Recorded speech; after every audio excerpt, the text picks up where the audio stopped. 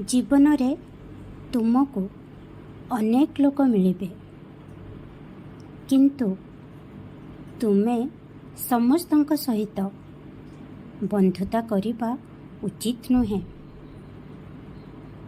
କେବଳ ଯେଉଁଠାରେ ନିଜର ଏବଂ ବିଶ୍ୱାସର ଭାବନା ଅଛି, ସତ୍ୟତାର ଅନୁଭବ କରୁଛ, ସେଇଠି ରୁହ ଏବଂ ବନ୍ଧୁତା କର।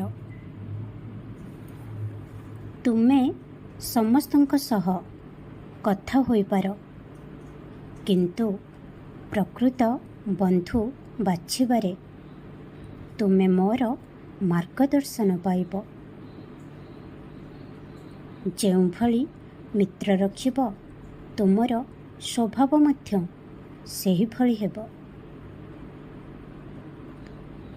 ମୁଁ ତୁମର ଛୋଟରୁ ଛୋଟ ବିଚାରଧାରାକୁ ଜାଣିଛି ପିଲାମାନେ।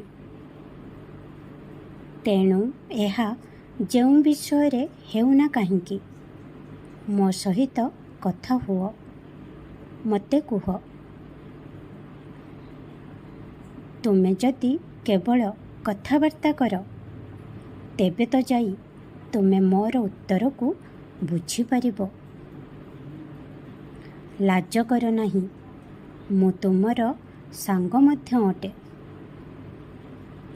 ଆରେ, ସାଙ୍ଗମାନଙ୍କ ସହିତ ତ ଖୋଲାଖୋଲି କଥା ହୁଅନ୍ତି, ଠିକ୍ ନା? ମୁଁ ଜାଣିଛି ତୁମେ ଏହି କଷ୍ଟଦାୟକ ମୁହୂର୍ତ୍ତରେ ଥକି ଯାଇଛ।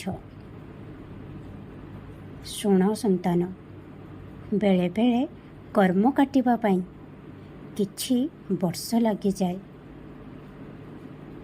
କିନ୍ତୁ ତାପରେ ତୁମର ପୁରା ଜୀବନ ବହୁତ ସୁନ୍ଦରମୟ ହେବ। ତୁମର ଜୀବନଚର୍ଯ୍ୟା ବହୁତ ଭଲ ଭାବରେ ବିତି ଚାଲିବ।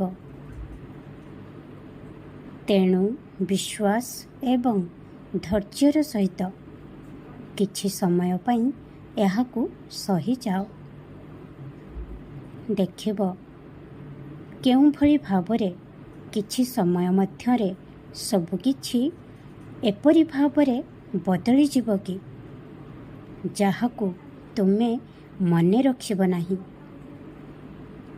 ତୁମର ଏହି ମୁହୂର୍ତ୍ତଗୁଡ଼ିକ ମଧ୍ୟ ମନେ ରହିବ ନାହିଁ। ତୁମ ସହିତ ସବୁକିଛି ଭଲ ହେବ। ଖୁସିରେ ରୁହ। ଓମ୍ ସାଇରାମ, ଜୟ ସାଇରାମ।